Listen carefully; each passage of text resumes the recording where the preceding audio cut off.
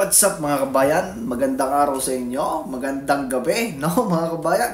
Ay meron na naman na pakulo mga kabayan ng mga young guns, no? Mukhang natakot mga kabayan sa Vice President natin, no? Na kung saan dinideny na nila mga kabayan o nagdi-deny sila na wala silang kinalaman mga kabayan sa mga nag-file ng impeachment complaint. Isipin niyo mga kabayan, 4 na impeachment complaint ang ipinail sa ating Vice President at nadagdagan pa yan ng isa pang impeachment complaint naman ng mga general mga kabayan, ng mga pulis, no? Isipin niyo mga kabayan, ang daming may gusto na matanggal ang ating Vice Presidente sa mga nangyayari, no mga kabayan. Talagang maliban mga kabayan sa natanggal na bilang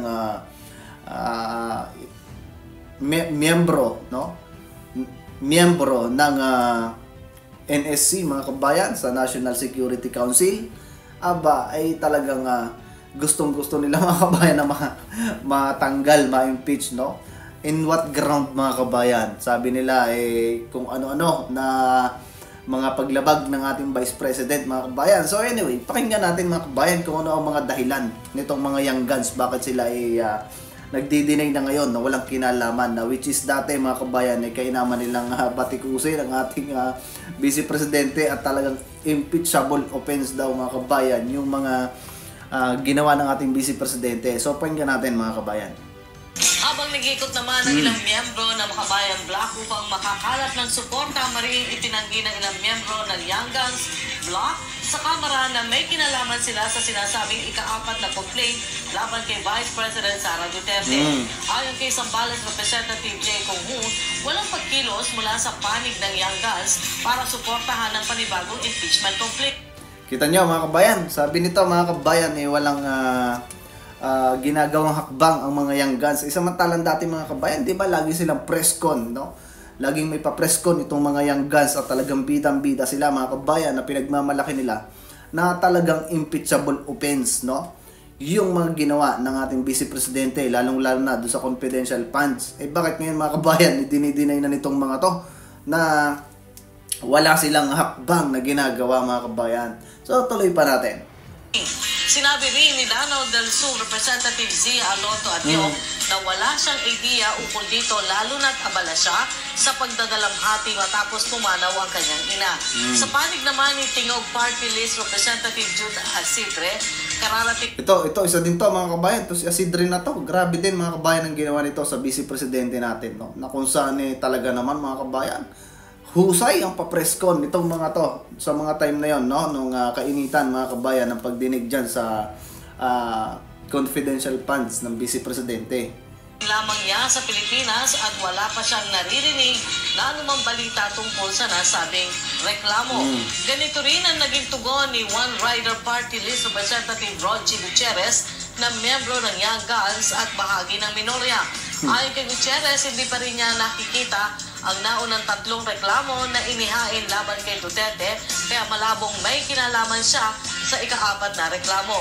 Sa kabila ng mga espekulasyon, nananatiling tahimik ang Young Guns Bloc hinggil sa anumang posibleng aksyon laban sa Vice Presidente. Habang lumalakas ang ingay ng mga impeachment complaint, tila patuloy na nagkakabahabahagi ang mga puwersa sa Kamara.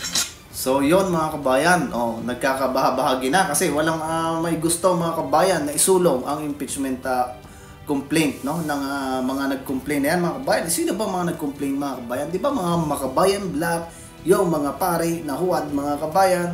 Ano ba ang mga yon? Di ba mga makakaliwang grupo, pinangungunahan mga kabayan, yung Makabayan Bloc na yan? Ano ba ang ano niyan sa gobyerno mga kabayan? Kundi alamin kung nasaan mga kabayan yung mga asset ng gobyerno mga kabayan, kung saan dinala ng ating Vice Presidente yung mga confidential funds budget, no? Yun ang gusto nilang malaman, kung saan tinago, mga ganyan mga kabayan. At ito pa mga kabayan, ito pa lang si Saldico mga kabayan nangangarap na maging santo.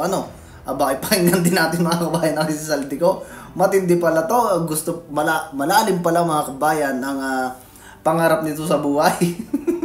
gustong maging santo. Abay, hinalimbawa pa mga kabayan si San Lorenzo Ruiz Eh, doon pa niya balak mga kabayan magpare sa China. Ewan ko lang kung hindi mapugutan ng liig doon mga kabayan. No? Pakinggan natin.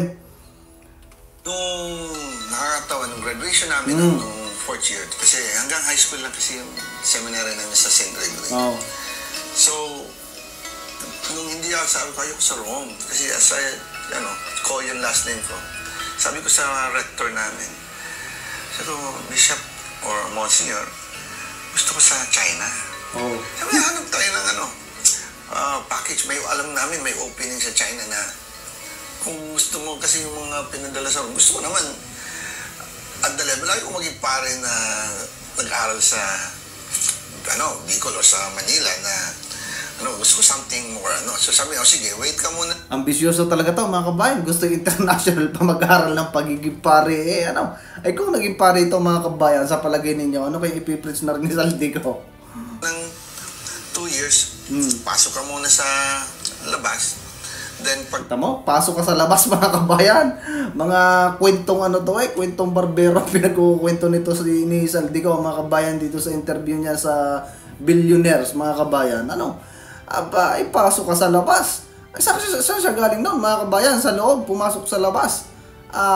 Talagang mga kabayan itong mga tropa ni Bongit anong lalayo ng mga pinagsasabi sa buhay. Kita ninyo, tapos pangarapan itong maging santo. Santo kaya rin mga kabayan, santong aso, banal na kabayo. ready na yung seminaryo sa China, kasi mag-open sa China, pwede ka nang pumunta sa China kasi yun yung preferred place ko na kung magpapare, gusto ko doon ako mag-serve. Kasi si San Lorenzo Ruiz, naging santo. Gusto ko rin maging santo. Okay sa inyo mamatay. Okay, kasi ganun Matindi mga kabayan. Gustong magaya kay San Lorenzo Ruiz. Ay bakit ngayon mga kabayan hindi pa simulan mga kabayan at nang mapaaga na maging santo na mga kabayan. Ang hari ng pondo, ang assistant ng hari ng pondo mga kabayan na si Saldico. For that. So, yun mga kabayan, kita ninyo mga pangarap mga kabayan, yung isa'y pangarap maging prime minister, si Romualdez mga kabayan, ay pala mga kabayan isang ari pangarap namang maging santo. Ay talagang kainaman mga kabayan itong mga pinaggagawa ng mga to. So anyway mga kabayan, ayan, nakita ninyo, napanood natin, narinig natin yung mga nangyayari ngayon sa bansa natin. Kanina mga kabayan ay nag-meeting, nag-forum meeting ang mga Crocs, yung mga makabayan black.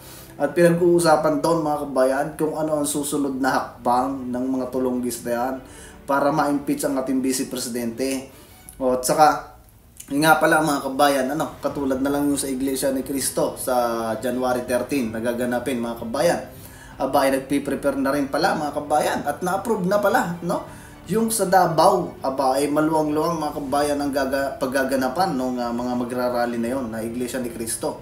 At ganun din mga kabayan dyan sa Bonifacio, ay tunay mga kabayan na gusto nilang pigilan ng peaceful rally nga mga kabayan hindi nagugustuhan ng administrasyon, at may mga kumakalat ngayon mga kabayan na video, na ang Iglesia ni Cristo mga kabayan ay sinisiraan, na kesyo may malalaking utang, mga ganyan mga kabayan. Kino-question yung mga donation ng mga miyembro. Akalain mo yan mga kabayan. May vlogger na nagpapakalat ng ganon, na sinisira ang INC, ang samahan ng mga INC. So ayun mga kabayan, see you sa susunod na video natin at ingat kayo palagi. God bless sa inyong lahat mga kabayan. Adios!